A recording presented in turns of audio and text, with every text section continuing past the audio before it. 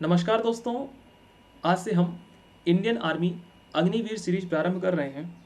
इस सीरीज में हम लगभग उन सभी प्रश्नों को डिस्कस करने वाले हैं जो कि आज तक एग्जाम में आ चुके हैं और आने की प्रबल संभावना है। तो अगर आप इंडियन आर्मी की तैयारी करते हैं तो ये सीरीज आपके लिए बहुत महत्वपूर्ण है। तो मुझे उम्मीद है कि इसमें मूल्यांकन करें और कमेंट सेक्शन में जरूर बताएंगे कि आपके कितने उत्तर इसमें सही हो रहे हैं। तो बिना समय लिए हुए इस सीरीज को प्रारंभ करते हैं। चलिए, पहला क्वेश्चन है कि भारत के साथ व्यापारिक संबंध स्थापित करने वाला देश कौन सा है। भारत के साथ व्यापारिक संबंध किस देश ने प्रारंभ किए हैं? पुर्तगालियों ने, डच ने, फ्रांसीसियों ने कि अंग्रेज ने? इसका सही उत्तर है पुर्तगाली। पुर्तगाली की बात कर लेते हैं तो 1498 में वास्को डी गामा पहला पुर्तगाली यात्री था जिसने भारत की यात्रा की, अर्थात इसका सही आंसर क्या है? ए। अगला क्वेश्चन है कि भारतीय संविधान का संरक्षक कौन है? भारत के राष्ट्रपति, भारत के मुख्य न्यायाधीश कि भारत के प्रधानमंत्री कि राज्यसभा के सभापति? भारतीय संविधान की अगर हम बात करते हैं तो भारतीय संविधान का संरक्षक अर्थात माई बाप जो है ये भारत का मुख्य न्यायाधीश इस ऑप्शन के अनुसार होगा, परंतु इसका सही आंसर होगा उच्चतम न्यायालय। उच्चतम न्यायालय की अगर हम बात कर लेते हैं, सुप्रीम कोर्ट जिसे आप कहते हैं, सुप्रीम कोर्ट हमारे भारतीय संविधान का संरक्षक है, अर्थात यह भारतीय संविधान के अनुच्छेद 124 में इसका उल्लेख किया गया है। अगला क्वेश्चन है कि 44वें संविधान संशोधन के तहत कौन सा कानूनी अधिकार बन गया है? अगर हम बात करें तो भारतीय संविधान में 44वां संविधान संशोधन जो हुआ 1978 में हुआ और इसके तहत अगर हम बात करते हैं तो एक कानूनी अधिकार बना है, तो उस अधिकार का नाम है संपत्ति का अधिकार। संपत्ति के अधिकार की अगर हम बात कर लेते हैं तो वर्तमान में भारतीय संविधान के अनुच्छेद 300A में इसका वर्णन किया गया है, अर्थात यहाँ पे संपत्ति एक वैधानिक अधिकार है। कैसा अधिकार है? वैधानिक अधिकार है। चलें अगले प्रश्न की तरफ चलते हैं। आज का हमारा अगला प्रश्न है कि एक महत्वपूर्ण नदी भारतीय मरुस्थल की कौन सी है? अर्थात ऐसी कौन सी नदी है जिसे हम भारतीय मरुस्थल का संज्ञा प्रदान करते हैं? ऑप्शन है लूनी, सेकंड ऑप्शन है व्यास, थर्ड ऑप्शन है कृष्णा कि फोर्थ ऑप्शन है नर्मदा? तो इसका बिल्कुल सही आंसर है लूनी। लूनी नदी की अगर आप देखने की कोशिश करेंगे तो लूनी नदी आपको महाराष्ट्र में मिलेगी। इसके साथ साथ इसका कुछ जो क्षेत्र है ये आपको राजस्थान वाले क्षेत्र में भी प्रवाहित होने को देखने को मिलेगा, और जहां पर ये नदी मरुस्थल में क्या हो जाती है, धरातल में प्रवेश कर जाती है, इसीलिए एक हम भारतीय मरुस्थल के नाम से इसको जानते हैं। अगला क्वेश्चन है कि भारत की किस नदी को वृद्ध गंगा कहा जाता है? प्रश्न बड़ा महत्वपूर्ण है और कई बार हमारे एग्जाम में प्रश्न पूछा जा चुका है कि भारत की किस नदी को वृद्ध गंगा के नाम से जानते हैं? कृष्णा है, नर्मदा है, कावेरी है कि गोदावरी है? देखिए, वृद्ध गंगा की अगर हम बात करें या बूढ़ी गंगा की बात करें, कई बार एग्जाम में बूढ़ी गंगा भी पूछ लेता है, बूढ़ी गंगा की बात करें तो इसका सही आंसर है गोदावरी। गोदावरी को भारत की वृद्ध गंगा अर्थात बूढ़ी गंगा की संज्ञा प्रदान करते हैं। यह महाराष्ट्र के नासिक अर्थात त्र्यंबकेश्वर से निकलती है। अगला क्वेश्चन है कि भारत के किस राज्य में लोनार झील स्थित है? भारत के किस राज्य में लोनार झील देखने को मिलेगी? मणिपुर में, महाराष्ट्र में, कर्नाटक में, केरल में? देखिए, अगर हम बात कर लेते हैं लोनार झील की तो लोनार झील आपको महाराष्ट्र में देखने को मिलेगी, और यह ज्वालामुखी से निर्मित झील है। किससे निर्मित झील है? ज्वालामुखी से निर्मित एक झील है, महाराष्ट्र में स्थित है और बहुत ही महत्वपूर्ण है। कई बार एग्जाम में पूछी जा चुकी है कि लोनार कहाँ पर है, तो लोनार जो है महाराष्ट्र में एक स्थान है, वहीं पर एक झील देखने को मिलेगी। अगला क्वेश्चन है कि भारतीय राष्ट्रीय कांग्रेस के पहले अध्यक्ष कौन थे? यह क्वेश्चन तो इंडियन आर्मी का सबसे फेवरेट क्वेश्चन है कि भारतीय राष्ट्रीय कांग्रेस के पहले अध्यक्ष कौन थे? दादा भाई नौरोजी, विमेश चंद्र बनर्जी, सुरेंद्र नाथ बनर्जी की एमजी रनाडे? भारतीय राष्ट्रीय कांग्रेस की अगर हम बात कर लेते हैं, भारतीय राष्ट्रीय कांग्रेस के पहले अध्यक्ष थे दादा भाई नौरोजी। दादा भाई नौरोजी को हम भारत का ग्लैडस्टोन कहते हैं, या इन्हें हम वयोवृद्ध नेता के नाम से जानते हैं। वयोवृद्ध नेता इन्हें कहा जाता है और इन्हें भारत का ग्लैडस्टोन कहते हैं। वहीं अगर भारतीय राष्ट्रीय कांग्रेस की अगर हम बात कर लेते हैं, भारतीय राष्ट्रीय कांग्रेस की स्थापना 1885 में मुंबई में की गई थी। कहाँ पर की गई थी दोस्तों? मुंबई में की गई थी, और 72 प्रतिनिधियों के साथ इसकी स्थापना ए.ओ. ने की थी। अगला क्वेश्चन है कि भारत का नेपोलियन किसे कहते हैं? जी हाँ, अगला क्वेश्चन बहुत महत्वपूर्ण है कि भारत का नेपोलियन किसे कहा जाता है? चंद्रगुप्त मौर्य को, समुद्रगुप्त को, कनिष्क को कि पुष्यमित्र शुंग को? देखिए अगर हम बात कर लेते हैं भारतीय इतिहास में, तो भारतीय इतिहास में भारत का नेपोलियन हम कहते हैं समुद्रगुप्त को। समुद्रगुप्त को हम भारत के नेपोलियन के साथ साथ 100 युद्धों का विजेता भी कहते हैं। और यह आपके गुप्त वंश का महान प्रतापी शासक रहता है, गुप्त वंश का महान प्रतापी शासक है। और इसे हम कविराज के नाम से भी जानते हैं, एक कविराज की संज्ञा भी प्रदान करते हैं। तो ये महत्वपूर्ण होना चाहिए आपको कि नेपोलियन, और कभी आपसे पूछ ले कि नेपोलियन किस देश का था, तो नेपोलियन का रहने वाला था फ्रांस का। इसे हम नेपोलियन बोनापार्टा के नाम से जानते हैं। और इसका देहांत 1815 में हेलेंडन द्वीप पर हो गया था। तो इसका सही आंसर क्या है दोस्तों? इसका सही आंसर है बी। दोस्तों अगर आपको चैनल में क्वेश्चन हमारे अच्छे लग रहे हैं तो जरूर वीडियो को लाइक और सब्सक्राइब कर दीजिएगा चैनल को। इसके साथ साथ इस सीरीज को फॉलो कर लीजिएगा, जिससे कि आपके एग्जाम में कोई भी क्वेश्चन बाहर नहीं जाएगा। अगला क्वेश्चन है, किस देश से मौलिक कर्तव्यों को लिया गया है? जी हाँ, मौलिक कर्तव्य इंडियन कॉन्स्टिट्यूशन की अगर मैं बात करूँ, भारतीय संविधान के बारे में, तो भारतीय संविधान में मौलिक कर्तव्य कहाँ से लिए गए हैं? अमेरिका से, फ्रांस से, जापान से कि सोवियत संघ से? देखिए अगर दोस्तों मौलिक कर्तव्य की बात करें तो मौलिक कर्तव्य और मौलिक अधिकार दो चीज़ें हैं। मौलिक कर्तव्य की अगर हम बात कर लेते हैं तो मौलिक कर्तव्य जो लिए गए हैं ये आपके लिए गए हैं सोवियत संघ से। कहाँ से लिए गए? सोवियत संघ, जिसे हम यूएसएसआर के नाम से जानते हैं। इसके लिए एक कमेटी बनी थी, उस कमेटी का नाम है स्वर्ण सिंह समिति। कौन सी कमेटी दोस्तों बनी थी? स्वर्ण सिंह समिति बनी थी। और यह भारतीय संविधान के भाग 4 का में उल्लेखित हैं। वहीं कभी आपसे पूछ ले कि मौलिक अधिकार के बारे में, तो मौलिक अधिकार जो है ये भारतीय संविधान के भाग 3 में उल्लेखित है। किसमें दोस्तों? भाग 3 में उल्लेखित है। और इसे अमेरिका से ग्रहण किया गया है। कहाँ से लिया गया है? इसको अमेरिका से लिया गया है। अगला क्वेश्चन है कि अरब सागर की रानी किसे कहा जाता है? लक्षद्वीप को, वेनिस को, कोचीन को कि सूरत को? जी हाँ, अरब सागर की बात कर लेते हैं तो अरब सागर की जो रानी है यह कोचीन को कहा जाता है। तो इसका सही आंसर है दोस्तों सी। अगला क्वेश्चन है, कंचनजंगा। कंचनजंगा पर्वत चोटी कहाँ पर स्थित है? नेपाल, भारत, नेपाल तिब्बत, नेपाल की भारत? देखिए अगर मैं बात कर लेता हूँ भारतीय हिमालय के बारे में, तो भारतीय हिमालय की आपको पता होगा कि भारतीय हिमालय की जो सबसे ऊंची चोटी है जो कि पूरी तरह से भारत में स्थित है, उसका नाम है कंचनजंगा। और कंचनजंगा पूरी तरह से हमारे कहाँ स्थित है? सिक्किम वाले क्षेत्र में स्थित है। आपको सिक्किम वाले क्षेत्र में देखने को मिल जाएगी। और कहीं ना कहीं इसकी जो सीमा है ये भारत और नेपाल को भी स्पर्श करती है। तो कहीं ना कहीं इसका सही आंसर हम ए मानेंगे। इसका सही आंसर क्या है दोस्तों? ए, भारत और नेपाल। तो कंचनजंगा जो है पूरी तरह से सिक्किम में स्थित है और नेपाल और भारत की बॉर्डर को भी यह स्पर्श कर रही है। अगला क्वेश्चन है, उकाई सिंचाई परियोजना की बात करते हैं। उकाई सिंचाई परियोजना भारत के किस राज्य में स्थित है? और यह क्वेश्चन आपके बीएसएफ के एग्जाम में आ चुका है। मध्य प्रदेश में, गुजरात में, कर्नाटक में कि महाराष्ट्र में? उकाई सिंचाई परियोजना की बात कर लेते हैं। उकाई सिंचाई परियोजना जो है यह आपके गुजरात में स्थित है और यह ताप्ती नदी पर स्थित है। किस नदी पर दोस्तों? ताप्ती नदी पर यह स्थित है। इसका सही आंसर क्या है दोस्तों? इसका सही आंसर है बी। अगले क्वेश्चन की तरफ चलते हैं। हमारा आज का अगला प्रश्न है कि भारतीय अंतरिक्ष अनुसंधान संगठन, भारतीय अंतरिक्ष अनुसंधान संगठन की बात करें तो इसकी स्थापना किस वर्ष की गई थी? 1962 में, 1965 में कि 1972 में कि 1969 में? देखिए अगर हम बात कर लेते हैं भारतीय अंतरिक्ष अनुसंधान संगठन के बारे में, तो भारतीय अंतरिक्ष अनुसंधान संगठन की स्थापना आपके 1969 को की गई थी। कब की गई थी? 1969 को की गई थी। उसकी स्थापना विक्रम साराभाई ने की थी, इसीलिए इसे हम विक्रम साराभाई अंतरिक्ष अनुसंधान संगठन के नाम से जानते हैं। आप मुझे कमेंट सेक्शन में बताएंगे कि जो इसरो है, इसरो का मुख्यालय कहाँ पर है? इसरो का मुख्यालय कमेंट सेक्शन में आप सभी लोगों को बताना है कि इसरो का मुख्यालय कहाँ पर स्थित है। और लगे हाथों वर्तमान चेयरमैन कौन है? तो एग्जाम में पूछ सकता है कि वर्तमान अध्यक्ष कौन है, तो वर्तमान अध्यक्ष आप भी बताएंगे क्या? तो ये दो क्वेश्चन का आपको आंसर कमेंट सेक्शन में देना है। अगला क्वेश्चन है कि संविधान के अनुच्छेद 123 में निम्नलिखित में से किससे संबंधित है? भारतीय संविधान का आर्टिकल 1, 2, 3, 123 सुप्रीम कोर्ट का सलाहकार क्षेत्राधिकार है, राष्ट्रपति का अध्यादेश है, चुनाव आयोग है कि जम्मू कश्मीर की विशेष स्थिति है? तो इसका सही आंसर है राष्ट्रपति का अध्यादेश। राष्ट्रपति का अध्यादेश भारतीय संविधान के अनुच्छेद 123 में लिखा है और 213 में राज्यपाल का अध्यादेश दिया हुआ है दोस्तों। किसका? राज्यपाल का अध्यादेश। तो आपको ये भी मैं बता देता हूँ जो कि महत्वपूर्ण है। अगला क्वेश्चन है कि भारतीय संविधान की 8वीं अनुसूची में कुल कितनी भाषाएं हैं? प्रश्न बहुत इंपॉर्टेंट है। पूछ रहा है कि भारतीय संविधान की 8वीं अनुसूची में कुल कितनी भाषाएं हैं? तो भारतीय संविधान की 8वीं अनुसूची में कुल 22 भाषाएं हैं।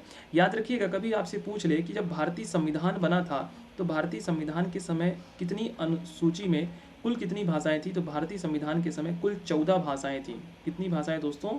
कुल 14 भाषाएं थी और वर्तमान में कितनी भाषाएं हैं, तो वर्तमान में कुल 22 भाषाएं उल्लेखित हैं। तो इसका सही आंसर क्या है दोस्तों, डी। अगला क्वेश्चन है कि खानवा और घाघरा का युद्ध निम्नलिखित में से किस मुगल शासक के द्वारा लड़ा गया। Battle of Khanwa and Ghaghra, Akbar, Aurangzeb, Humayun की बाबर। देखिए अगर हम बात कर लेते हैं भारतीय इतिहास के बारे में, तो भारतीय इतिहास में खानवा और घाघरा का युद्ध बहुत महत्वपूर्ण है और यह किस मुगल बादशाह के द्वारा लड़ा गया है, तो इसका सही आंसर है आपका बाबर। बाबर की बात कर लेते हैं तो बाबर ने खानवा, घाघरा, इसके साथ साथ पानीपत का पहला युद्ध, तो पानीपत का पहला युद्ध भी बाबर ने ही लड़ा है 1526 में। फिर हम बात कर लेते हैं खानवा के बारे में, तो 1527 में। फिर चंदेरी की बात कर लेते हैं 1528 में, और घाघरा की बात कर लेते हैं 1529 में। और बाबर की बात कर लें तो बाबर का जो देहांत हो गया था वो 1530 में। तो ये बाबर के कुछ किए गए महत्वपूर्ण युद्ध हैं जो कि आपको पता होने चाहिए। अगला क्वेश्चन है कि भारत की पहली आयरन स्टील कंपनी निम्नलिखित में से कौन सी जगह पर स्थित है। भारत की पहली आयरन स्टील कंपनी, देखिए दोस्तों अगर इतिहास की हम बात कर लेते हैं तो भारत की पहली आयरन स्टील कंपनी 1907 में जमशेदपुर झारखंड में स्थापित की गई थी। कहाँ स्थापित की गई थी, झारखंड जमशेदपुर में।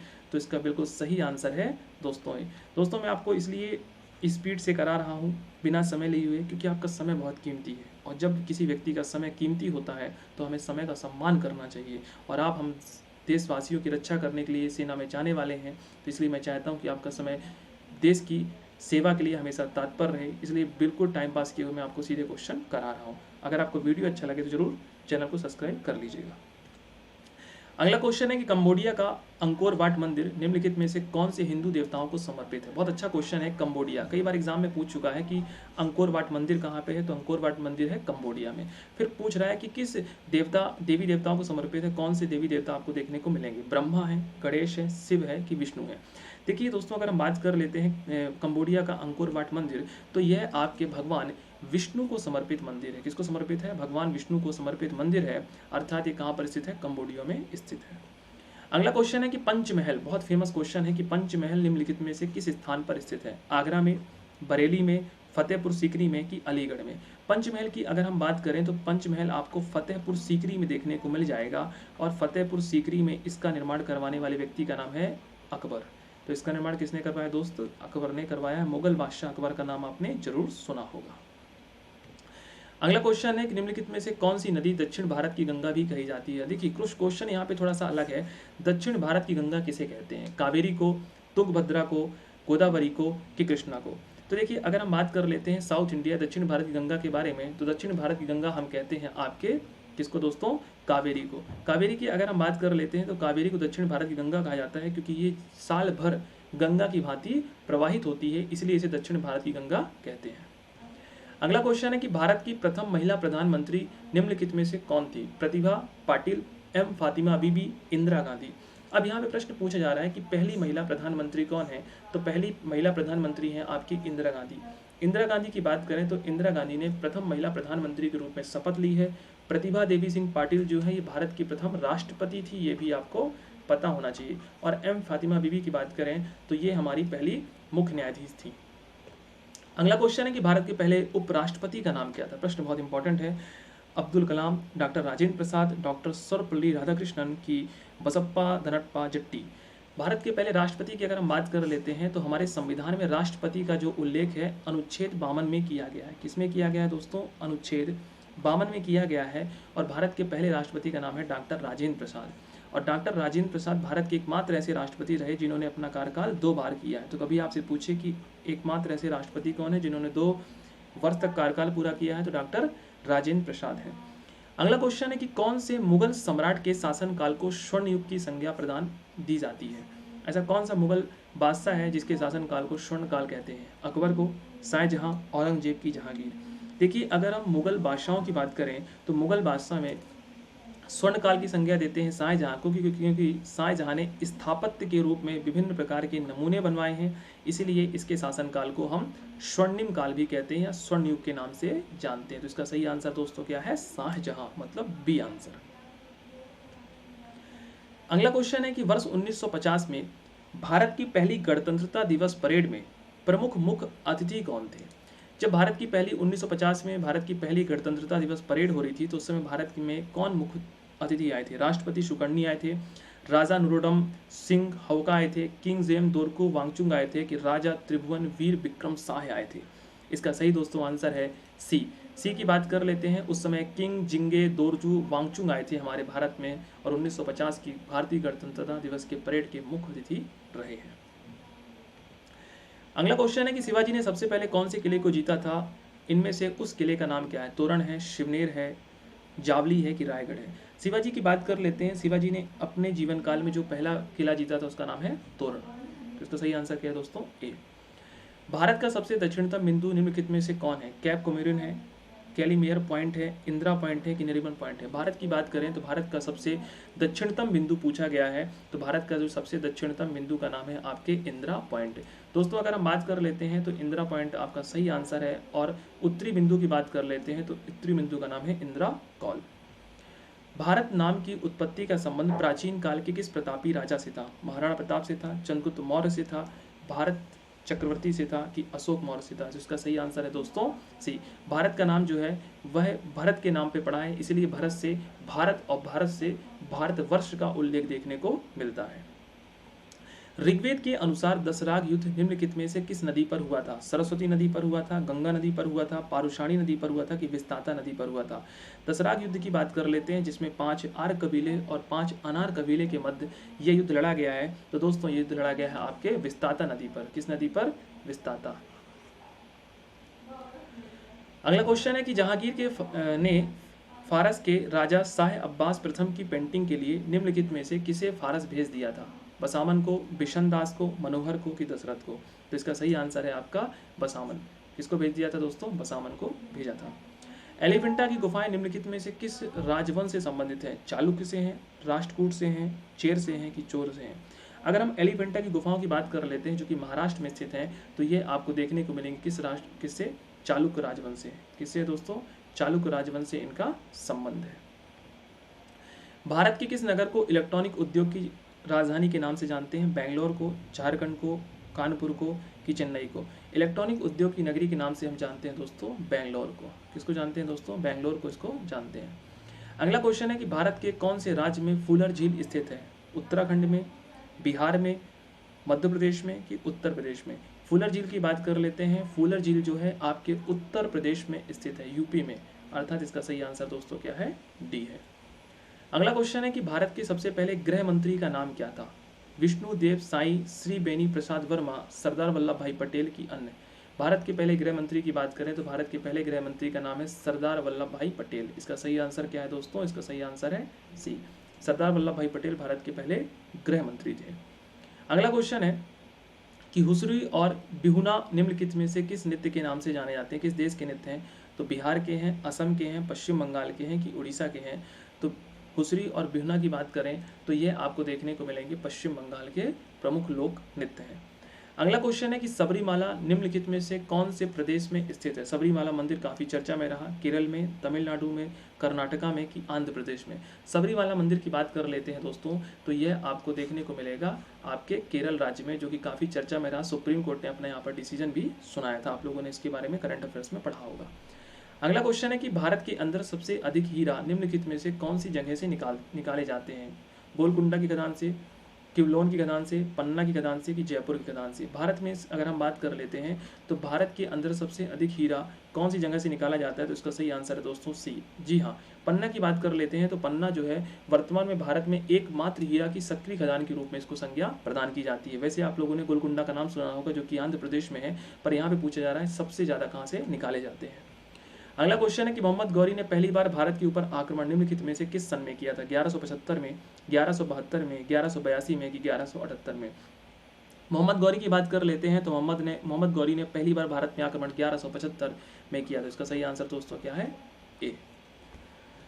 अगला क्वेश्चन है कि निम्नलिखित में से कौन से मंदिर में शिव की आराधना नटराज के रूप में की जाती है? मदुरई में, चिदम्बरम में, तंजौर में? इनमें से कोई नहीं। भगवान शिव की बात कर लेते हैं तो भगवान शिव की जो है आराधना नटराज के रूप में करते हैं, और इसका आंसर आप मुझे बताएंगे कमेंट सेक्शन में। तो अगर दोस्तों आपको हमारी ये सीरीज पसंद आ रही है और आप चाहते हैं कि हम ऐसी बहुत सारी सीरीज लेकर आएँ, तो आप कमेंट सेक्शन में बताइएगा कि आज की सीरीज कैसी लगी। धीरे धीरे हम मैथ्स के क्वेश्चन को भी इसमें इंक्लूड करेंगे और रीजनिंग के क्वेश्चन को भी लेकर आएंगे, जिससे कि एक कॉम्बो आपका सेट बने और अग्निवीर के आप एग्जाम को क्रॉस कर पाएँ। जय हिंद, जय भारत, धन्यवाद।